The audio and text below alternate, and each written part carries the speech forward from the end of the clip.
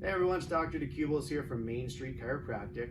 Today I am joined by Alan Stern, who is a car salesman right in Downers Grove. Thank you for coming today. Anytime. Thanks so much for doing this. Appreciate it. Yeah, no problem. And I wanted to have him come by because the car sales industry has obviously been different the last couple months, last year. And I've got tons of questions for him, so I wanted to go through and kind of get started with that. So first question is, when did things start to change? Was it last March? Was it a little bit later? Was it earlier? When did you notice things start to change a little bit? The whole thing has been a progression every single month. Like, just to kind of give you a snapshot, COVID happens in March of last year, and then the whole industry gets together collectively. It doesn't matter if it was dealership or brand that I work for, or if it was economy, and says, wow, this is crazy. We got to start fire sale on these cars. So in March, in April, in May, basically all of 2020 past March, you had crazy incentives that were on the board. You had 0%, and some manufacturers for as long as 84 months. You had crazy lease deals, and every single month things just got a little bit different. That's really interesting. Now, when it comes to that too, did you notice anything in the buying habits of people, like either more people coming in, less people starting to come in at a certain point because of concerns of whatever it might be? Anything you noticed there from the people perspective? Yeah, definitely. So as soon as let's just start with March of last year, because that's when everything changed. So what we found is, first off, in Illinois, the service department was the only portion of the building that was considered essential, which meant the only door in the entire building that was allowed to be unlocked was the service department. Everything else had to be locked with a sign up that says call for an appointment. So which was interesting, because let's say that somebody just came in and knocked on the door and said, I'm here to look at a car. We'd have to say, okay, Mr. and Mrs. Customer, do you have an appointment? Oh, you don't. Can you get in your car, go 500 feet that way, call this number and say, I'd like to make an appointment in 5 minutes with Alan Stern? And then you would just get that sheer look of bewilderment, and you would return the favor and say, I know it's crazy, but state just, it's the regulations. So we were doing that until we opened back up in May. Buying habits you'd ask me about, you know what? I'd be lying to you if I told you people were beating the door down in March and April. But the people that were coming out, they're not there to make a friend. They're there to obviously do something. And people were tempted by these big incentives. In March and April, you have a lot of the area that basically said, hey, I don't really need a new car, but I know there's crazy deals that are on the table. Let's talk. So you had a lot of people that bought a car 6 months ago, a year ago, that bought maybe a Toyota, a Nissan, a Ford, a Chevy, that decided, you know what, you got crazy deals on the luxury market. Let's get something nice. So those were the kind of people that we were usually seeing, type of customers, I should say, in March and April.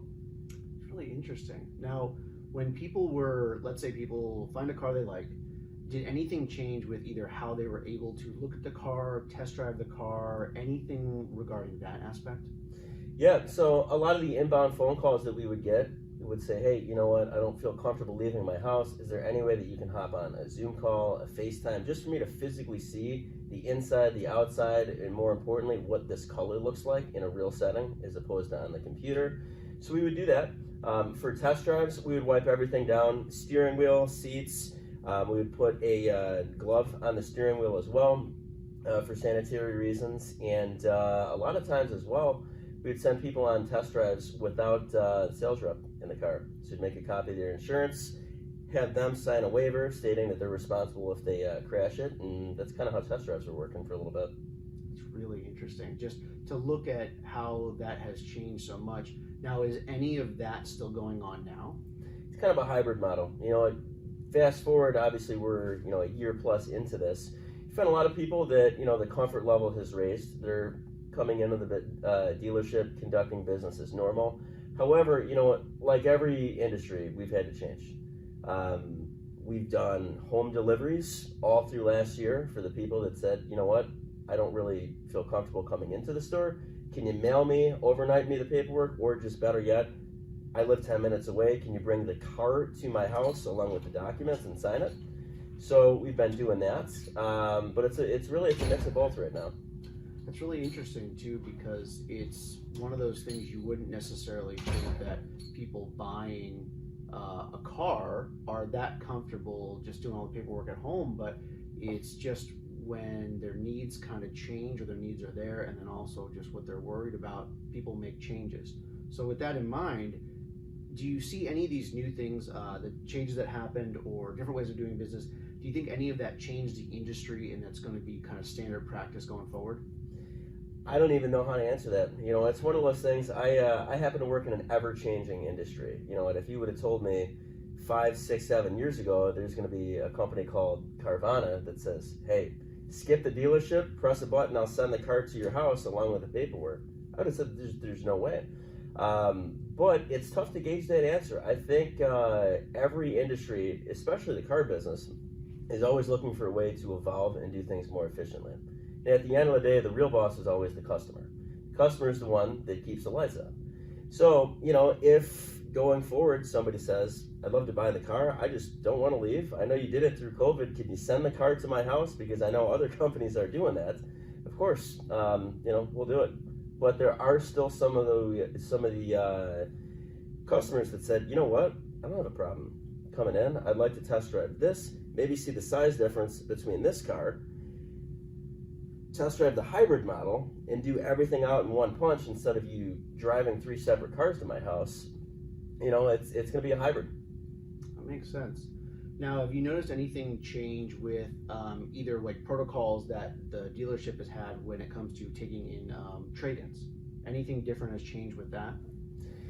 As far as the taking in process, not so much. As far as efficiency, when somebody says, would you mind giving me a ballpark over the phone before I come in to see if it even makes sense for me to trade it in? A simple sending a picture of the VIN number, a few pictures of the car, any maintenance records, stuff like that, is become more frequent.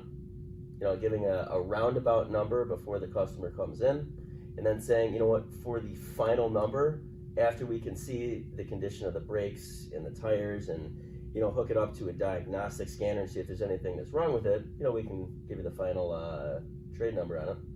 That's smart. And with all of that, all these different kind of changes, have you noticed that the time it takes from someone coming in to walking out with a new car, has that time period started to shrink at all?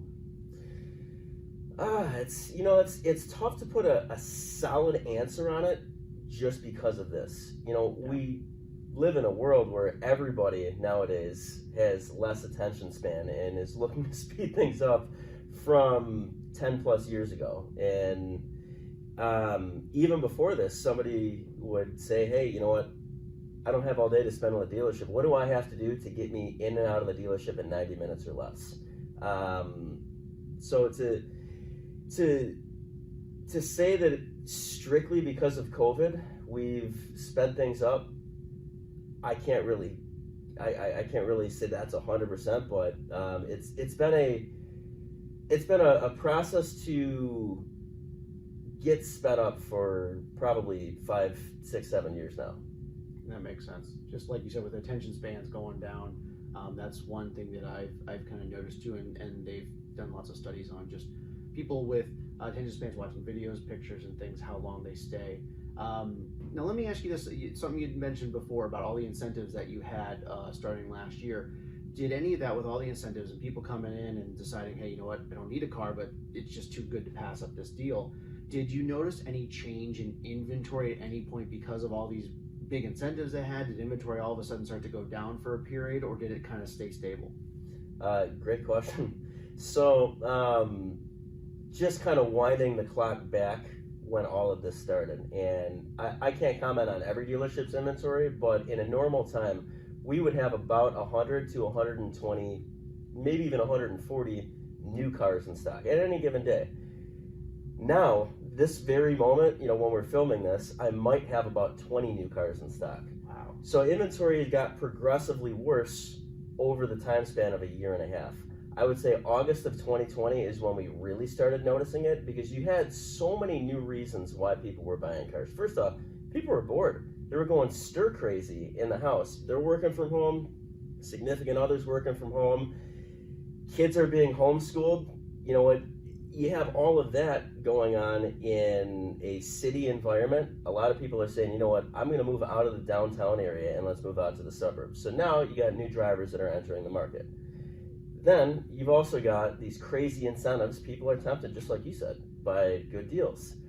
Now you've also got, you know, a boost in unemployment at the same time that a lot of the world is not going out to restaurants every weekend, bars, nightclubs, sporting events, traveling, weddings, all of these factors. People are liquid and decide, you know what, let's move up market. Instead of maybe looking at a Toyota or a Kia or a Ford, let's move up to the luxury world. So you had that. You also had people who, you know, unfortunately either know somebody or had somebody that passed of COVID that are of a different mindset because life is short, that are saying, you know what, hey, it's only money, I can't take it with me, let's get the car that I've wanted. You had all of that going on, and factories were shut down for 3 months. So you had that, and now that factories are back up and running, our biggest problem is not only are people buying cars, there's major supply issues. Anything from chips in the cars, sensors, metallics in the paints, even little things like electronics and clips that hold up bumpers. You know, if they don't have 100% of the parts that they need, they delay the whole manufacturing process. That's very interesting. And it makes sense because it's all the things you hear, and now we're seeing almost how it affects real world. Now with that, let's say someone comes in, they want to buy a car, you just literally don't have them in stock. Can someone place like pre-orders, or how does that work? Yeah, good question. So it's gotten to a point where if we don't have the car in stock that somebody wants, which is the majority of the time, what are our options? Option A, we place a factory order, which we're happy to do. In this climate, it's usually taking about 3.5, maybe even 4 months. Now, option B is if we don't have it, we can try and track it down at another store. So working for a Lexus dealership, which I do right now, there's obviously other Lexus dealerships in Illinois. So we have a server that'll tell us, hey, this car might be within 500 miles with this color combo in this option group. If it does exist, option B is we try to do a dealer trade, which we call the store that it's at. We say, hey, you've got a white with black interior RX 350 that one of our customers wants. Here's what we have in our inventory. Would you be willing to trade that? And if they say yes, we can bring it there and accommodate the customer. Now, option C, which we're finding a lot of the times, if the customer doesn't want to wait because they're currently leasing something and the inventory doesn't exist, well, let's look at something that's used. In the luxury world, I would say at our store, close to 7 out of 10 new cars are leased instead of purchased, which is good because now we have all of the 2017s and the 18s with pretty decent mileage that are coming off of lease, and we can say, I know you wanted to go brand new, but here's the changes that they made over the years. If you go certified, you'll get a longer warranty. Would you be willing to go used? And that's a conversation that we're having a lot of the time with people right now. It's very interesting because I'll bet if you would have been told 2 years ago that this is what would have happened in the last year, you'd been like, there's no way. For sure. Very, very crazy. Now, we talked about a lot of stuff, but is there anything else you wanted to add that we didn't get to touch on so far? You know what? In this climate right now, at the time filming this is in the middle of May in 2021. It's a crapshoot. We never know when we're going to get more inventory. It's gotten to a point where if I don't have a car to test drive for somebody, a lot of times we're asking the service department, hey, do you have a loaner that we can at least have somebody drive, as opposed to having them come in? I have nothing new. I have nothing used. So we're in a climate right now where I would just say be flexible. If you're looking at a car, be prepared to have a first, second, maybe a third color choice. We all want the same thing. Your salesperson wants you to buy the car that you want, because there's nothing worse than a customer making the wrong decision on purchasing a car, because A, the car is not going to be worth what you paid for it, so trading it in, it's going to cost you money, and B, you're mad looking at it every day. So I would say it's always to your best interest, as of this very moment, and probably for the next 6 months, be a little flexible when you are buying a car. Store will obviously be as accommodating as they can, but inventory it's it is what it is. Yeah, it's the times we live in. That's the best way to put it. So if you want to contact Alan, his contact info is down there below. Get in touch with him. He'll be able to help you out best he can. Thanks for stopping by. Very informative, and you're going to see a lot of him in the future. I appreciate it. Thanks so much for having me. And I did just want to give your listeners, your viewers, something as well. I've been in the business about 10 and a half years, started in the economy world, used to work for a Chevy dealership for about six plus years, moved over to the luxury world about 4 years ago. And a lot of people ask me, they're like, hey, is there one place that I can go to find the exact gas mileage of every car in the market, along with which cars use premium gas, reliability studies, dependability studies, blogs that I can go to find which cars have the most common complaints for each year, safety ratings, all of that. What I did is I actually put everything in one place for you. And I made what I call the ultimate used car cheat sheet, which is a one-page PDF with clickable links where you can go and find all of that information in one place. So if you'd like it, www.ultimateusedcarcheatsheet.com. Just fill out your information. We can send it over. And again, thanks so much for having me. I appreciate it. Yeah, no problem. Thanks for coming. And thank you guys for watching.